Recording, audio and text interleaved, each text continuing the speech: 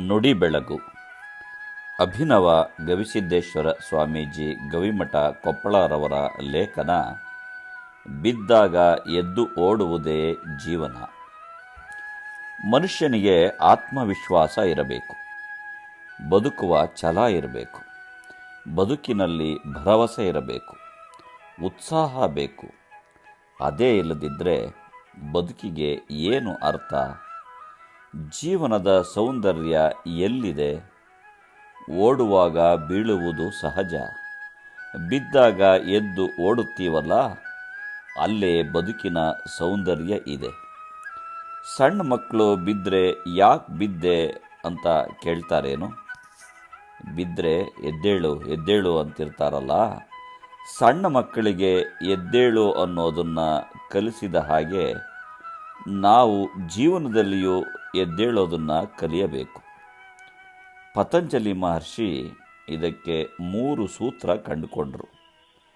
ಮೊದಲನೆಯದ್ದು, ನನ್ನಿಂದ ಏನು ತಪ್ಪಾಗಿದೆ ಅಂತ ವಿಮರ್ಶೆ ಮಾಡು, ಅದನ್ನು ತಿಳಿದುಕೋ. ಎರಡನೆಯದು, ಪ್ರಯತ್ನ ಮಾಡು. ಮೂರನೆಯದು, ಪ್ರಯತ್ನ ಮಾಡಿದರೂ ಫಲ ನನ್ನ ಕೈಯೊಳಗೆ ಇಲ್ಲ ಅನ್ನೋದನ್ನು ತಿಳಿದುಕೋ ಅಂದರು. ನಮ್ಮ ತಪ್ಪನ್ನು ನಾವು ತಿಳಿದುಕೊಳ್ಳುವುದಕ್ಕೆ ಸ್ವಾಧ್ಯಾಯ ಅಂದರು. ಸ್ವಾಧ್ಯಾಯ ಎಂದರೆ ವೇದ ಉಪನಿಷತ್ತು ಓದೋದು, ತಪಸ್ಸನ್ನು ಮಾಡೋದು ಅಲ್ಲ, ನಮ್ಮ ಅರಿವಿನಿಂದ ನಮ್ಮನ್ನು ನಾವು ತಿಳಿದುಕೊಳ್ಳೋದು ಅಂತ. ದೇಹಕ್ಕೆ ಏನಾದರೂ ತೊಂದರೆ ಆದರೆ ಸ್ಕ್ಯಾನ್ ಮಾಡಿ ತೊಂದರೆ ಎಲ್ಲಿದೆ ಅಂತ ಕಂಡು ಹಿಡಿತಾರಲ್ಲ, ಹಾಗೆ ಅರಿವಿನಿಂದ ನಿನ್ನ ಮನಸ್ಸು ಸ್ಕ್ಯಾನ್ ಮಾಡು. ಆಗ ನಾನು ಎಲ್ಲಿ ತಪ್ಪಿದ್ದೇನೆ ಅನ್ನೋದು ಗೊತ್ತಾಗುತ್ತೆ. ನೀನು ಎಲ್ಲಿ ತಪ್ಪಿದೆ ಅಂತ ಪುಸ್ತಕದಲ್ಲಿ ಹುಡುಕೋದು ಬೇಡ, ಪುಸ್ತಕದಲ್ಲಿ ನೋಡಿ ತಿಳಿದುಕೋ. ಪಾಣಿನಿ ಮೊದಲು ಪರೀಕ್ಷೆಯಲ್ಲಿ ಫೇಲಾಗಿದ್ದ. ಆಗ ಅವನ ಪತ್ನಿ ಹೇಳಿದಳು, ನೀರು ಕೂಡ ಪ್ರಯತ್ನದಿಂದ ಕಲ್ಲನ್ನು ಕೊರೆಯುತ್ತೆ, ಪ್ರಯತ್ನ ಪಟ್ಟರೆ ಎಲ್ಲ ಸಾಧ್ಯ ಅಂದ್ಲು. ಅದಕ್ಕೆ ಅವನು ತಪಸ್ಸು ಮಾಡಿದ. ವಿಶ್ವದ ಮೊಟ್ಟ ಮೊದಲ ವೈಯಾಕಾರಣಿಯಾದ. ಪ್ರಯತ್ನದಿಂದ ಎಲ್ಲವೂ ಸಾಧ್ಯ. ನಾವು ಕೆಟ್ಟ ಆಲೋಚನೆಯನ್ನು ಮಾಡಬಾರದು.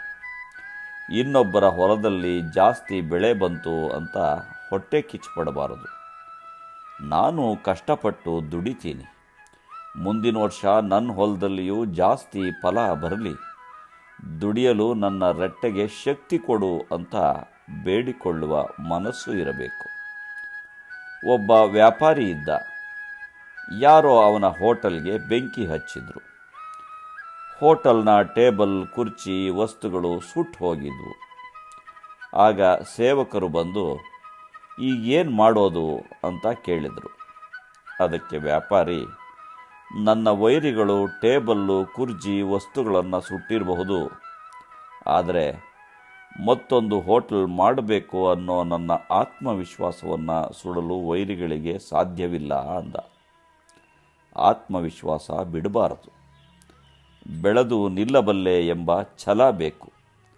ಧರಣಿಯ ಮೇಲೊಂದು ಹಿರಿದಪ್ಪ ಅಂಗಡಿಯ ನಿಕ್ಕಿ ಹರದ ಕುಳ್ಳಿರ್ದ ನಮ್ಮ ಮಹದೇವ ಶೆಟ್ಟಿ ಅಂತ ಬಸವಣ್ಣನವರು ಹೇಳ್ತಾರೆ. ಅಂದರೆ ಅವರ ಅಂಗಡಿಯಲ್ಲಿ ಉದ್ರಿ ಇಲ್ಲ, ಎಲ್ಲ ನೇರ ನಗದು ವ್ಯವಹಾರ. ಸೂರ್ಯಾಸ್ತ ಅಂದರೆ ಸೂರ್ಯ ಮುಳುಗುವುದು. ಹಾಗೆಯೇ ಯೋಗಸ್ಥ ಅಂದರೆ ಕಾರ್ಯದಲ್ಲಿ ಮುಳುಗುವುದು ಅಂತ ಅರ್ಥ. ಅಂದರೆ ಸುಮ್ಮನೆ ಕೆಲಸ ಮಾಡೋದನ್ನು ಕಲಿಯಬೇಕು ಮನುಷ್ಯ. ಫಲ ನಮ್ಮ ಕೈಯಲ್ಲಿ ಇಲ್ಲ ಅನ್ನೋದನ್ನು ತಿಳ್ಕೋಬೇಕು. ನಮಸ್ಕಾರ, ಧನ್ಯವಾದಗಳು.